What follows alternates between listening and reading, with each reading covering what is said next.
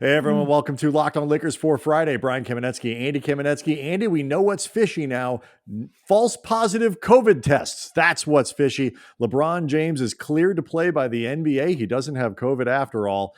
So we'll talk about that, some potential changes to the starting lineup, Frank Vogel fighting back, and we'll bring you our conversation with Sabrina Merchant previewing Lakers Clippers on Friday, she of SB Nation. All of that coming up on Locked On Lakers. You are Locked On Lakers, your daily Los Angeles Lakers podcast. Part of the Locked On Podcast Network, your team every day.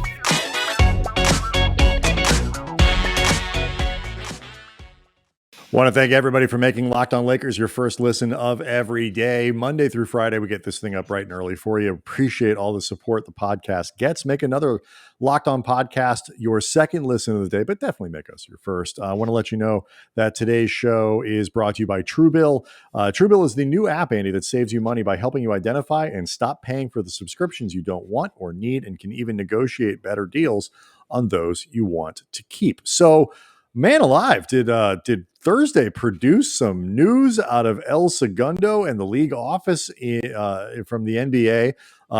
We'll get to the whole LeBron thing here in a second, but first, a little housekeeping. Avery Bradley does not need surgery on his thumb.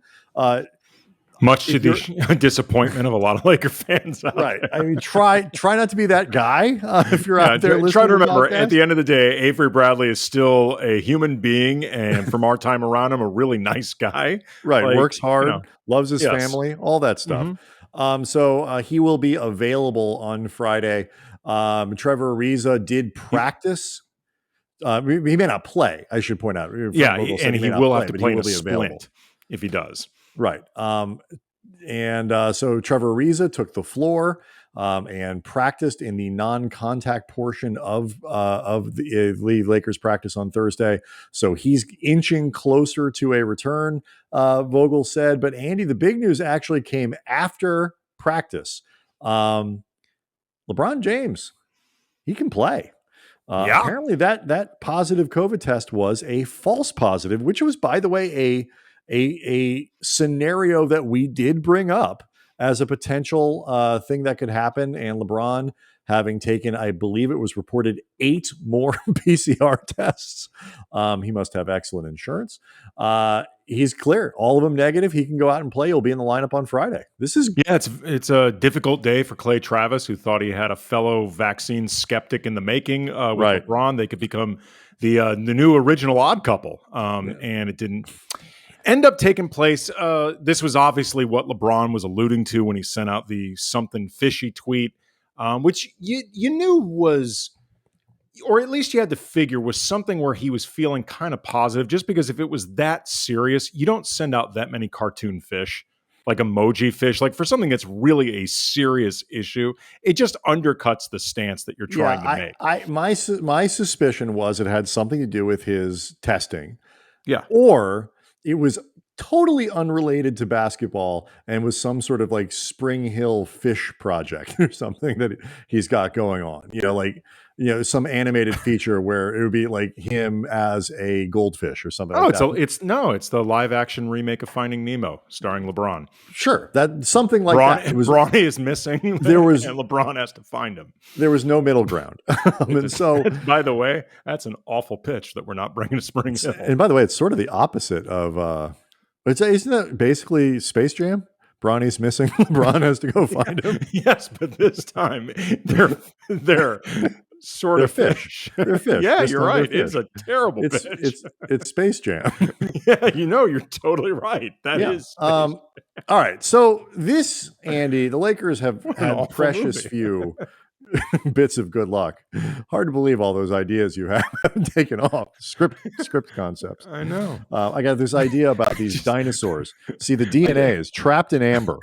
I was about to pitch LeBron the movie that not only he just made, I've seen. Yes. Yes.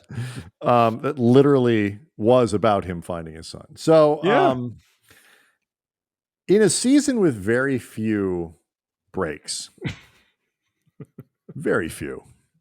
Yeah. It kind of feels like the Lakers finally caught one here, because Joel Embiid was out for 3 weeks. And the Sixers obviously suffered for it. There's going to be a recovery time, all this stuff. LeBron missed a game and doesn't have COVID and can come back and play and all this stuff. The Lakers have a very modest 2-game winning streak. And I really don't like applying the word streak to 2 games. That should be just consecutive. But given what's been going on, we talked about it, I think it might've been on yesterday's show, like this feeling of they just like something that could come along and give them a kick that could jumpstart things. I wonder if this just feeling like, oh, we got one could be part of that. I mean, with this team, making predictions is a very dangerous game. But I will say, though, just the idea that they can try to maintain momentum and just feel like they might have the ability to build towards something. This is coming at a time where they're actually going to have the ability to practice. Like it's this really unusual part of the schedule where there's actually pockets of days in between games. And Frank Vogel said during Thursday's practice that they are going to be looking to actually get themselves out on the floor a few more times, which is just, you can make the easy joke. Obviously they need all the practice they can get, but like the truth is, like, they need the ability to just work with each other. Yes. In ways that don't count in the standings. I mean, they just had precious little of that in terms of the actual games to work it out. Yeah, it just, all of this stuff needs to come together. And LeBron obviously wouldn't have been available for the practices had he not, had he been, on the quarantine list. So it's just everything about this is good news. We don't need to really break down, how much better the Lakers are when LeBron plays. That is obvious. Their best victory of the season was without LeBron, though. The second half on Tuesday was very impressive. And speaking of that, actually, part of the impetus for that win was the play of Dwight Howard. Vogel, this was before we learned about LeBron, but I don't necessarily think this changes the news all that much. And we're actually going to talk about Frank Vogel's kind of disposition today with Sabrina here in a second with our conversation with Sabrina Merchant. He's going to start Dwight Howard. He actually said on Thursday, for 36 hours ahead of when he needed to do it, that he was going to start Dwight Howard. Presumably will do that anyway on Friday. But either way, even if he doesn't, the fact that he kind of pronounced it and said that Dwight is going to be the big who plays was notable, because Vogel never does that, ever. No, this is as definitive a statement as Vogel has made. I'd argue as a coach. I mean, this is just something he doesn't do. It'll be interesting to see whether or not they want to try to go with a smaller starting lineup with LeBron there. It gives them a bit more flexibility to do that, whether Wayne Ellington or Malik Monk or somebody would start in that spot ahead of right. Avery the Bradley. Clippers do have a sort of what would be considered a normal center in Ivica Zubac. So like you could certainly justify from a matchup standpoint. Sure. Starting AD can guard Ivica Zubac. It's okay. Yeah, I mean, it could go either way, but the larger takeaway from this is that, Dwight Howard is certainly going to be the guy who starts when they go with the traditional center, and he's also going to be the guy that plays when it comes to true big men not named Anthony or Davis. Mm-hmm. And, I think it's probably unreasonable to expect him to play as well as he did on Tuesday. He's not going to play 35 minutes on most nights.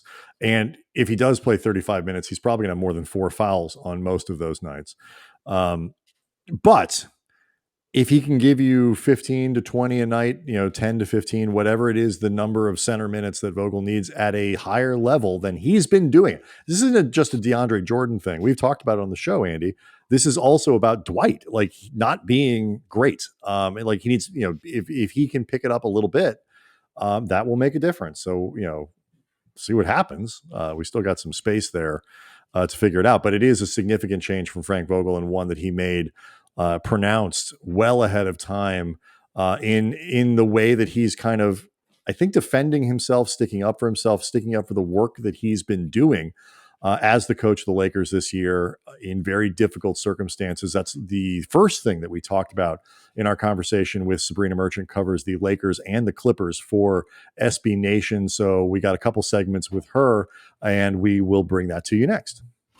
Locked On Lakers brought to you by Truebill. Do you know why free trials renew without your consent? It's because it's a business scam out to get you. Don't let greedy corporations pocket your money. Download Truebill to take control of your subscriptions. Truebill is a new app that allows you to identify and stop paying for subscriptions you don't want, need, or just forgot about.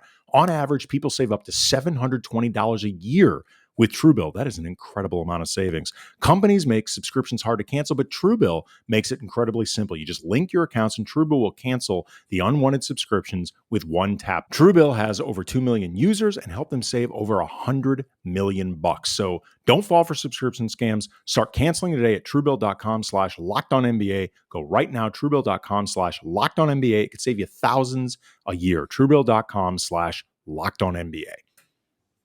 Okay, so Thursday at practice in El Segundo, one of the rare practices the Lakers have actually been able to even have over the last couple weeks, Frank Vogel again reiterated how much confidence he had in their ability to play defense. He said the team is, right about where they expected to be, middle of the pack, given all of their turnover in the roster this year and so many different people learning a new system. But he also pointed to the second half of Tuesday's game against Sacramento as evidence, again, that the system can work when guys apply themselves to it. He was very chest puffy after Tuesday's game as well, talking about his move to put Dwight in the lineup 4 minutes in, like you said, Sabrina, talking about what they did in the second half and what that could mean. He's definitely sticking up for himself very proactively now. Why do you think that is, Sabrina? Well, it'll look good if he's trying to find a new job, to be this proactive. If that attitude sells. No, but hey, he's been put in this situation where the roster is clearly not made with Frank's preferences in mind, right? Oh my God, the soliloquy he gave about Alex Caruso before they played the Bulls just made me just very sad about this friendship that. Well, Frank the part where he broke down weeping, Sabrina, really revealed his cards. It was emotional. When he tore open his shirt and there was a Caruso jersey on underneath. I mean, that was when he applauded after every Caruso basket. When he made them play the tribute again on the big screen. That was a lot. It was a great tribute. It was one of the better ones I've seen. Yeah. That was the in-game thank you video they did to Alex Caruso was unbelievable. It went back to G League footage and stuff like that. A speech he made in a South Bay locker room. Yes. Just incredible stuff. If the recruitment video they had made for Melo and Aldridge were that good, those guys would have been on the team. That would have been enough. Yeah, it was such a great tribute video. It even made it more of a mystery of why they didn't bring it. Yeah, Frank is in this situation where, he has a roster that is not what he would have wanted. I think that's 100% clear. And so he's been doing things that he thinks are, I guess, in line with the way that this roster is supposed to play. And I guess it's just gotten to the point where he's eaten so much shit, for lack of a better word, for how the Lakers have performed that, if he's going to go down, he's going to go down swinging, and he's going to make it very clear, what is, my Frank Vogel decision and what is a result of, hey, these are just because of the players we have. So I think it's important for him to delineate what is his responsibility versus what is he believes is not on him. And I don't think it's a coincidence that has happened after all of the smoke about his potential job security. But and Andy, it's he's a mild-mannered fellow. He obviously is a company kind of guy. He's not dropped bombs about why I only got a 1-year extension, all this other stuff. But he is not a pushover either. I think, there are similarities here to what I'm seeing now to what he did in year one, when everybody thought Jason Kidd was going to, knife him in the back and he'd be gone in 3 months. He started Anthony Davis at center in the second game of the year against Utah. He's advocated for himself throughout the process pretty strongly for a guy who isn't overtly self-promotional. Well, I think also too. And I actually asked him about this during Thursday practice. There's a point where no matter how much you're going to advocate for yourself, and I think he's starting to do that more, there was also, I think, a degree of stubbornness with Vogel, and the insistence on wanting to play both DeAndre Jordan and Dwight Howard on top of those minutes with Anthony Davis. When you could argue that neither one out there, with a different roster construction would be the most ideal solution. Like, neither DeAndre nor Dwight on the whole this season have really made a strong case to be in the lineup that often anyway. For practical reasons, you have to play one or the other, especially right now. No LeBron, no Ariza. Like, the Lakers just don't have the type of size that they need to really go with Anthony Davis as for all intents and purposes, their one center. But, I asked Frank about just the idea of how long do you give yourself with experimentation versus realizing like, okay, we've got to start settling into certain things that we know work, give ourselves the amount of reps requisite, all that stuff. And he said that you want to give yourself a certain amount of freedom for experimentation, but I think they're starting to reach a point where you do have to start drilling down on the things that work specifically. But also in the case of Vogel, I think it's recognizing no matter what your basketball philosophy is, Sabrina, like if what I'm doing isn't working, I have to abandon it regardless of my own principles. And I think there, as much as Frank is sticking up for himself, there's also a bit of eating bleep on his part as well, too. Like just in terms of certain things that he would in a perfect world do, but I think is realizing he can't. Yeah, he's had to adapt obviously a lot from what I think his ideal lineup looks like. I mean, just the fact that he started AD at center for all those games when DeAndre and Dwight were healthy, and playing these LeBron at center lineups with three guys who would never be classified as good defenders on any situation. I mean, there's so many things he's had to do that like the 2019-20 team would never do. And yeah, maybe he's a little bit more stubborn than you'd hope for in terms of getting to that end point. But yeah, the lineups the Lakers throw out are so wildly strange considering what we've learned about Frank Vogel from the last few years. And I don't think it's all because of the roster construction, because he could have just stuck with what he wanted to do. And I do think there's been some adaptability at least. Yeah, I'm sympathetic. I mean, I don't defend Avery Bradley and DeAndre Jordan playing together because it's just impossible. Like you can't. Avery has a way of just popping off like in just these really specific situations that make you think like, oh, it could work. Like the last time they played the Clippers with Avery Bradley, right? Just an excellent all of a sudden game he hits on that 4 Sunday morning. 3-pointers and you're like, oh yeah, but like you can't play him and DeAndre Jordan because you have two negative offensive players. He's not that good, but he's a Frank Vogel kind of player. Like results put to the side. Avery Bradley like embodies everything that Vogel loves, I think, about basketball and the way players would approach the game, particularly guys who are role players. And, you can only squeeze so much out of them compared to a star. And like I was saying earlier, like a couple weeks ago, that like it felt to me like Frank Vogel was like, look, I will make certain concessions with how big I'll go, how small I'll go. Certain guys I'll put that with defensive liabilities, but damn it, Avery Bradley's my guy. Like that is because remember the first season he was with the Lakers, Sabrina, like Frank Vogel talked about how it was going to be, other than LeBron and AD, an open competition for spots. It was clear within like 30 minutes of the first day of practice. Yeah, Avery Bradley's starting. Vogel loves him.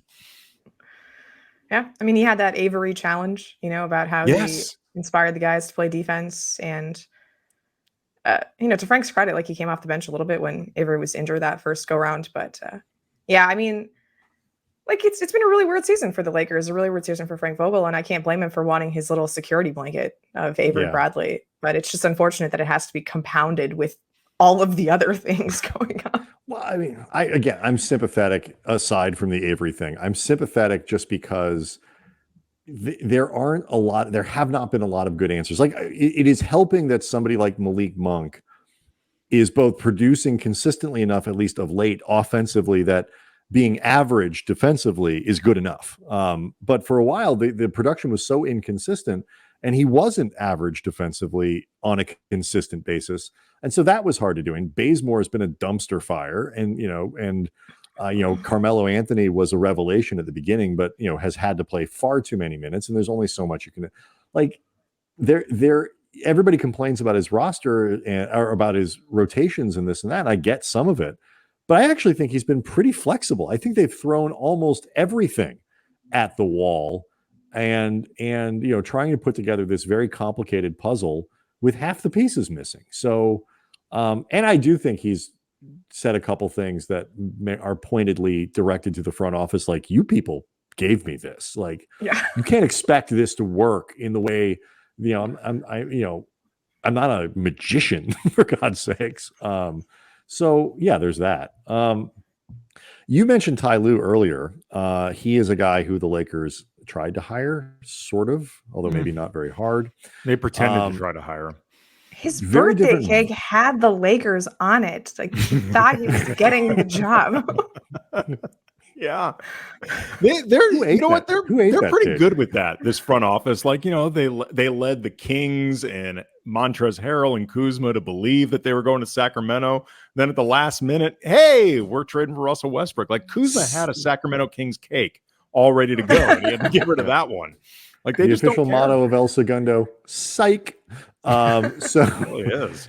All right, but like, it's a very different vibe coming from Ty Lue on a night-to-night basis, but the results in Playa, which is I guess where they still are right now, are pretty similar. The teams combined are one game over 500. Very interesting game coming up on Friday. We'll take stock of where these teams are. We'll do that next.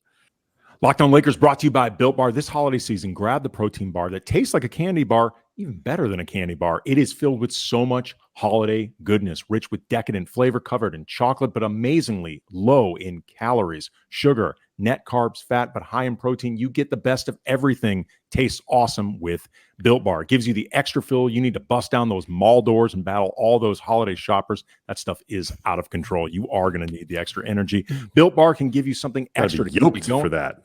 Yeah, put one in your jacket, or your purse. You never know when you're going to need it. You might even need to throw it at someone. Like, it could serve as fuel, but also as a weapon, depending on which mall you go to. Because again, some of those people are just out of pocket with the way that they shop. You want something you want to cozy up with something warm? Here's a holiday secret. Dip your Built Bar into a piping hot cup of cocoa. That actually does sound Get out. Good. That sounds remarkable. Let it melt a little bit, and then give your beverage a bit of that Built Bar flavor. Plus, you'll have a nice melty Built Bar to go with it. Bring a couple napkins on hand. My God, that sounds like a really good recipe. You're doing good work over there. All right, so go to Built.com. Use the promo code LOCK15. You get 15% off your first order.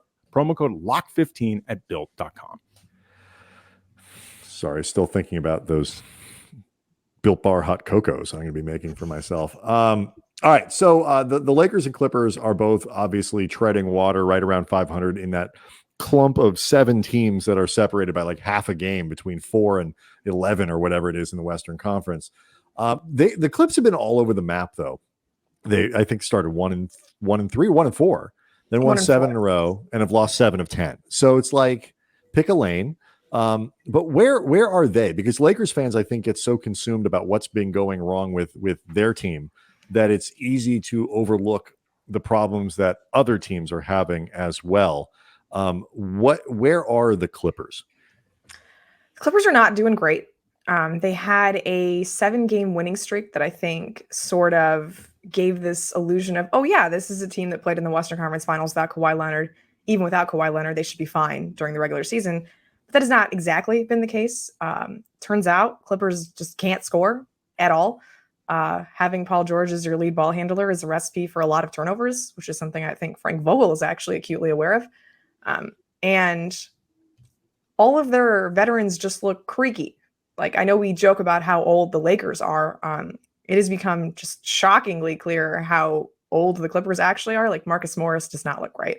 Serge Ibaka does not look right.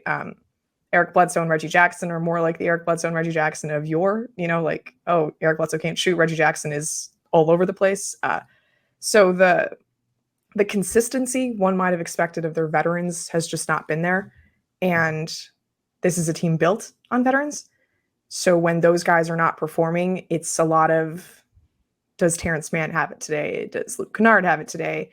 And in recent days, they have not had it, which is why the team is back at 500, 3-7 in their last 10. They defend really, really well, which is nice. Always good when you can hang your hat on one thing, but even that has sort of fallen apart recently when, Sacramento put up 100 points in 3 quarters last night against them. And Jonas Valanciunas, they're calling him Dirk Valanciunas because he hit 7 threes in 1/2 against the Clippers on Monday. So even the good things appear to be falling apart. And I would attribute a lot of it to Nick Batum being in the COVID protocols. When he comes back, I would expect the Clippers to look more like themselves, but he will not be back for the Laker game. How you mentioned Paul George's turnovers, and that, that's in part a function of just him, I would assume, being asked to do so much this season without Kawhi, guys in and out of the lineup. Overall, how is he playing? Because he came into this season saying, I know that there is a lot on me right now with Kawhi's return, indefinite, totally unknown, and I'm ready for this. Yeah, Paul, I think defensively has been awesome this year. I was a little worried about him the past couple of years because of the shoulder surgeries, how, uncomfortable he was navigating screens, and that is no longer the case. Like, not only is he great on point of attack guys, he's also having to play big in a lot of lineups just because the Clippers don't have a deep forward rotation, and his weak side, his rim protection has just been awesome. But offensively, like you said, he's just been asked to do a lot. His usage is career high numbers, not even close compared to what he was having to do in Indiana. And you're seeing it reflected in his shooting percentages, 30% from three, 40% overall, which is just not what you'd expect from someone who has a jump shot that looks as pretty as Paul George's. And it's just clear that all of the shots that he's taking are just a wee bit short, or, they're exactly the kind of looks you would want and they're just not going in. I think the Clippers have to be happy with how he's playing, just in terms of the reads that he's making, the looks that he's creating for other players on the team. It's just, this was arguably the best shooting team in NBA history last year. They shot 41% on 3-pointers. 7 of the rotation players shot 40% on threes last year. And now it's this. So just a strange situation in Clipperland, especially for a coach in Ty Lue, who kind of has always been offense first. And Right. to see this team, it's like a weird dichotomy of oh, hey, Ty Lue can actually coach defense, or what's happening here. What's the deal with in terms of expectations? Just because the Lakers at 12 and 11, having played a terribly soft schedule, and it is just disappointment all over the place, which is why everybody in that on the roster, in the coaching staff, whatever, felt so good and kind of made such a big deal out of what happened in the second half on Tuesday, because there have been so few of those moments where the Lakers looked like they were a dominant team who really were as good as expectations said they would be coming into the season. The Clippers, though, at least preseason, nobody considered them a legit title contender just because of Kawhi's injury. Is that did that winning streak change anything, or are they still just sort of playing with house money in terms of get to the playoffs, have a good showing and all that kind of stuff? I think this team wants to be in a position where it makes sense for Kawhi to come back at the end of the regular season, where they're good enough that adding even an 80% Kawhi propels them to that contender level. And the winning streak suggested that they could be that kind of team, because I know we talk a lot about the Lakers schedule. The Clippers have had 2 6-game homestands so far. They haven't played a team that won a playoff series last year yet. It's not been a difficult schedule for the Clippers by any means, even though they have had 2 5-7 stretches, which is just a lot of games, which is why Paul George got a rest last night, because they're in the middle of one of those 5-7s again. Even if they weren't classified in that contender status, I still think that this team expects to be there by the end of the year. So the goal is to, get to that point. They're not developing younger players. They have 3 roster spots committed to rookies, and those guys don't play. One of them is out currently, but the other 2 don't play. Only when Batum and Morris and George are hurt, that's when Brandon Boston is getting in. So this is a team that is designed to win now, and it's not happening. Terance Mann, just him blossoming the way he has with the Clippers has been a true outlier. That is not what they do. And I don't know how much of that was by design that it happened, or if it just sort of happened in spite of the way they typically go about doing things. Right. But has he been a little bit of a disappointment though this year? I would say offensively, Terance has been a bit of a disappointment. Defensively, I think he's taken quite a step. He got lost a little bit defensively last year, but he's sort of come in and been a stopper of sorts off the bench. They put him on Steph Curry on opening night, and that actually worked really well. I know Steph popped out for 25 points in the first quarter, but he was relatively quiet after that when Terance got on him. And he's very comfortable in their switching schemes, Terance is. So I would say he's taken a huge step forward on that end. It's just the problem is the things that you see are Terance drives into the middle of the paint, jumps, and forgets who he's supposed to pass to, and that's 2 points in the other direction.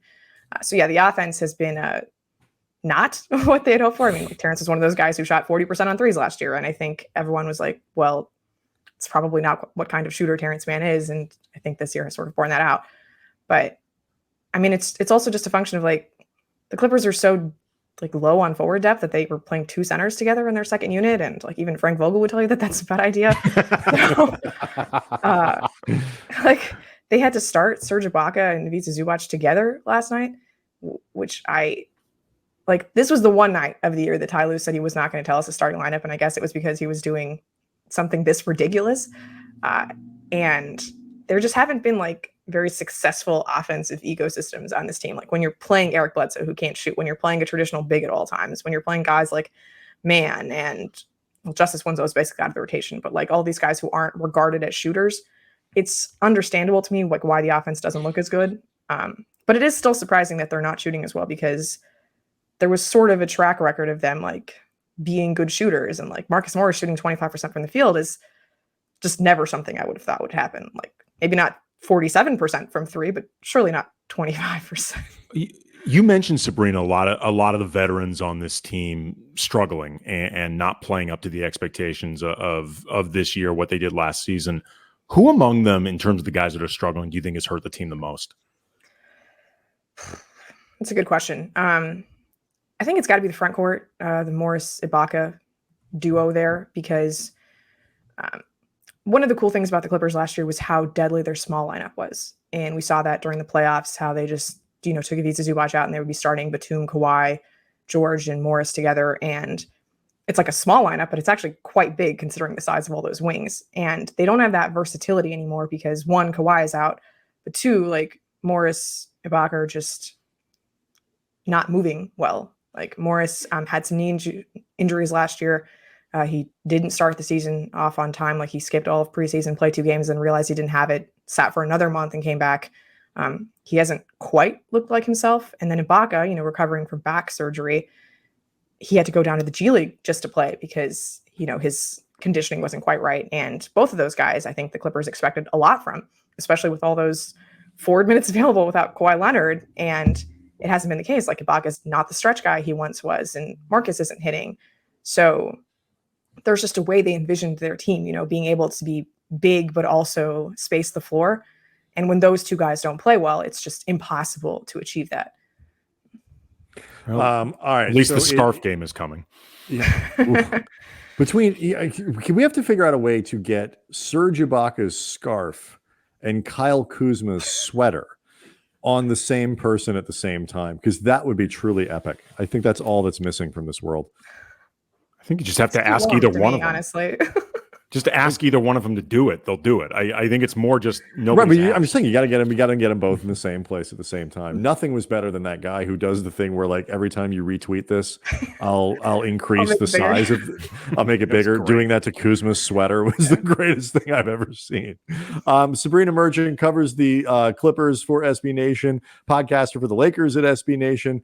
Awesome stuff. Thank you so much for giving us the time in a very weird moment in LA basketball. We appreciate it. Yeah, thanks so much for having me on. I'm a little bummed that this isn't more of a high-profile game, but hey, it's still Lakers Clippers. I was worried. Well, it is no longer on national television. It'll be on our local TVs. I was worried you were going to finish that sentence with this isn't a more high-profile podcast. But, it's the best we can do. Want to thank everybody for making Locked On Lakers your first listen of every day. Make another Locked On podcast your second listen. Go listen to Sabrina. And subscribe to Locked On Lakers on YouTube. We'll see everybody tomorrow. Or Monday, I should say.